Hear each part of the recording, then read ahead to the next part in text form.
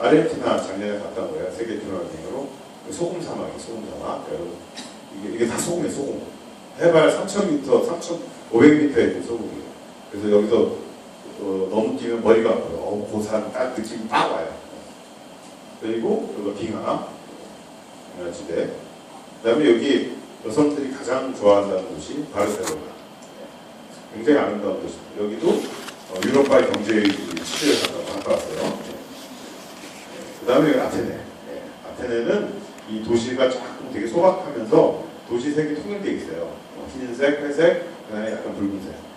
요 색밖에 못 칠해. 다른 색 못 칠하게 거꾸로 정해져 있어. 그래서 이렇게 칠할 때는 그런 함부로 이렇게 보수도 못하고. 그래서 굉장히 아름다운 도시고. 여러분 교과서에서 봤던 파르테논 신전. 지금 요즘 여기 열심히 닦고 있어요. 여기. 옛날에 여기에 이 폭발물을 저장해서 한번 빵 터져가지고 이 천장이 다 날아갔다고 그래요. 그래서 여기 검댕이 같은 게 묻어있는데 이거 닦는데 한 50년 걸린다고 그래요. 조금씩 닦더라고요. 문화와 예술을 사랑하는 사람이라면 누구나 한번 뉴욕도 다녀왔죠. 뉴욕은 정말 미국이 아니더라고요. 뉴욕은 뉴욕인 것 같아요. 이런 식으로 여행을 갔다 왔어요. 여행을 가면 좋은 게 여러분의 현재 모습을 다른 사람하고 비교하지 않을 수가 있어요. 왜냐하면 세상에 참 다양한 방식으로 다양한 식으로 살아가는 사람이 있다는 것만 알아도 여러분이 다른 사람의 말에 휘둘릴 가능성이 점점 적어져요. 그러면 아까 얘기했던 모험을 좀 더 많이 떠날 수 있는 여건이 허락이 되는 거죠. 그 다음에 마지막으로 이제 시간적 모험이라고 했을 때 아까 잠깐 얘기했지만 시간이라는 게 굉장히 귀했는데 이 시간을 내가 귀하다는 걸 종종 잊고 있어요. 물론 머릿속은 알고 있지만 여러분들이 그 귀한 시간을 야근에 바치고 출퇴근에 바치고 뭐 이런 경우가 너무 많은 거죠.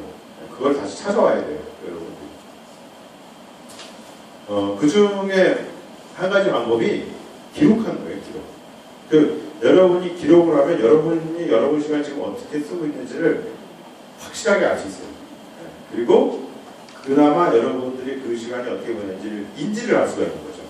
그래서 그래서 평소에 뭐 일기를 써라 뭐 이런 것도 따지고 보면 자기 반성 뭐 이런 거보다 내 시간을 온전히 확보하기 위해 수단이 되기 때문인 거죠. 그래서 근데 일기를 쓰라면 재미가 없잖아요. 아유 어제와 오늘이 뭐 똑같은데 뭘 써 이러는데 그래서 이 기록의 재미를 맛볼 수 있는 가장 좋은 기회가 여행이에요. 그래서 여러분들이 한번 여행을 갈 때 보통 카메라를 다 필수적으로 가져가잖아요. 한번 여러분 카메라를 버리고 한번 가보세요. 카메라를 버리고 그냥 필기도구 하나만 들고 한번 가보세요. 여행이 확 달라질 거예요.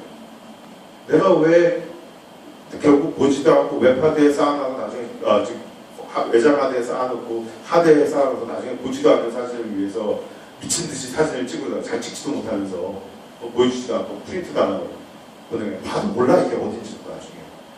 근데 정말 여러분들이 정말 천천히 여행 가서 여러분들이 깊이 있는 걸 보고 이거 뭐지?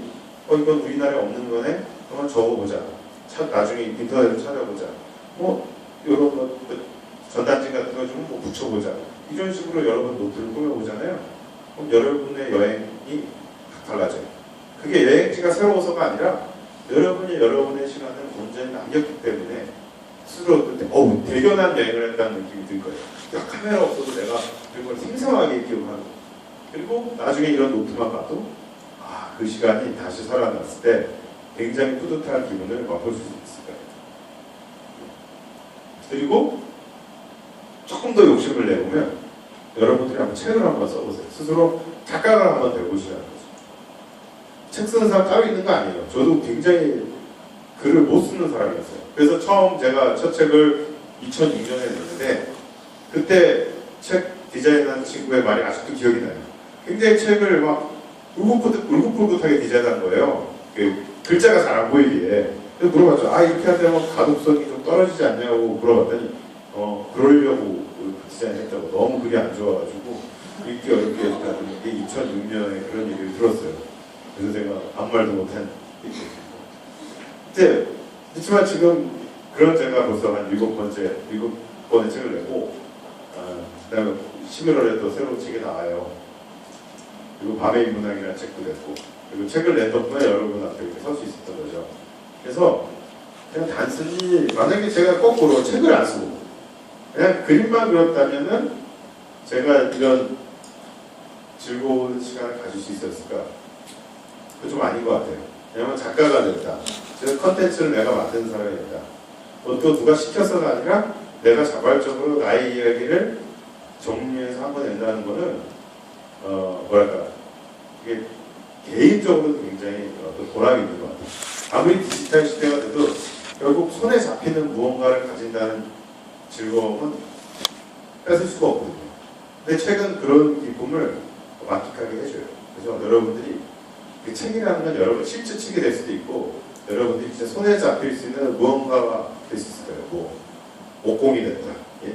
뭐가 됐다. 진짜 손에 잡힐 수 있는 무언가를 여러분들이 써보시면 정말 시간에 대한 개념도 바뀌고 점점 그 많은 시간이 여러분한테 다가오는 여러분이 쓸 수 있는 시간이 많아지는 것을 느낄 수가 있을 거예요. 자, 그래서 이렇게 전체적으로 이제 4가지를 얘기를 했는데 이 모든 게 폼나는 인생을 위한 방법이라고 생각을 해요. 그거에 대한 저도 멘토가 있어요. 바로 이 분인데 리처드 브랜슨이라는 버진그룹의 회장님이죠. 그분은 이제 벌써 환갑이 훨씬 지났는데 이렇게 락스타 같이 하고 다니죠. 우리나라에 있는 회장님하고는 느낌이 많이 다르죠. 요분 지금 손에 들고 있는 게 인류 최초죠. 인류 최초의 민간 우주선. 즉 여러분들이 비행기 티켓 사듯이 티켓 사면 우주여행을 할 수 있는 거예요. 그런 거를 만든 거예요. 그래서 처음에 이 사업을 한다고 했을 때 사람들이 되겠냐? 뭐 이렇게 얘기를 했죠. 근데 지금은 공항 다 만들었고 비행기도 다 만들었고 올 예약도 다 받았어요. 그래서 디카프리오도 예약을 하고 그래서 여러분들 지금 예약하면 디카프리오랑 같이 탈 수도 있는 거죠. 예. 근데 그 비용도 괜찮아요. 한 2억이면 탈 수 있어요. 2억이면 여러분 우주여행 할 수 있어요. 별로 안 비싸죠. 예. 왜 별로 안 비싸다고 얘기했냐면 이 서비스가 생기기 전에 민간인이 우주여행을 할 수 있는 방법은 딱 한 가지예요. 소유주 우주선을 타는. 소유주 우주선은 100억이 넘어요. 한 사람. 얼마 사실 거예요. 그리고 지금 경쟁사들이 조금씩 생겨요. 그래서 지금 가격이 1억짜리, 1억 얼마짜리도 생겼어요. 그래서 제가 감히 장담할 수 있는 건 여러분들은 죽기 전에 우주여행을 반드시 할 겁니다. 우리가 그런 미래에 살고 있어요. 그래서 나이 좀 드신 분들은 효도 관광으로 갈 거예요. 자식들이 보내줄 거예요. 어떤 형태로도 가니까 걱정하지 마세요. 우리가 그런 시대에 살고 있습니다. 지금. 이 사람이 또 재밌는 게 자기 프로모션을 잘하는 게 돈을 쓰고 있는 게 아니에요. 몸을 떼고 예를 들면 뭐 이런 회사가 새롭게 뭐 런칭을 했다.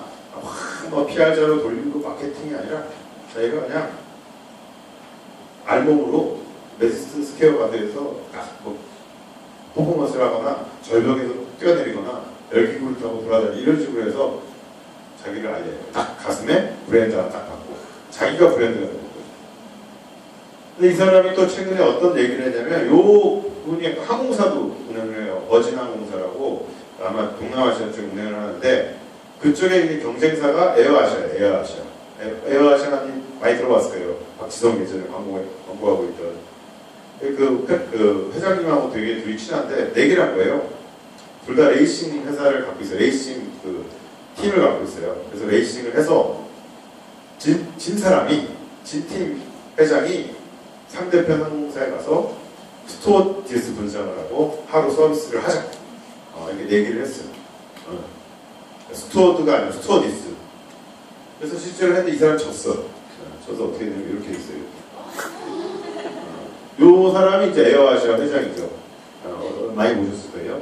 요게 이제 에어아시아 유니폼이에요. 에어아시아 유니폼을 입고 이렇게 해서 실제로 지금 퍼스, 호주의 퍼스에서 쿠알라룸푸르까지 가는 비행기에서 실제로 이렇게 입고 음료수 나눠줬다는.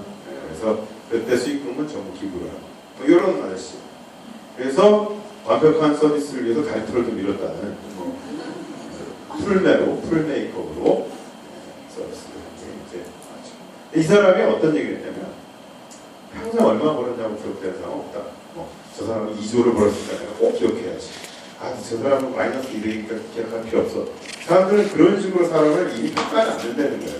그럼 뭐 사람들은 어떤 사람을 기억하느냐? 바로 다른 사람이 어떤 변화를 일으켜, 즉 나한테 어떤 영향을 끼쳤는가, 이런 걸로 그 사람을 기억한다는 거예요. 그러니까 자기는 사업을 하죠. 이 사업이 돈을 벌기 위한 것보다 뭔가 사람들 생활에 변화를 주고 인생에 변화를 주고 영향을 끼칠 수 있는 일을 하고 싶다. 또 자기는 그런 일을 여태까지 해왔기 때문에 아침에 일어날 때마다 가슴이 뛰는 거예요. 환갑이 지난 사람이 65세가 그럴 거예요. 그러니까 저도 뭐 영역은 다르지만 저도 이런 삶을 살고 싶은 거죠. 그래서 저나 여러분들이나 사실은 어떻게 인생을 좀 뭐 비유하자면 한 권의 책을 쓰는 과정이라고 생각이 듭니다.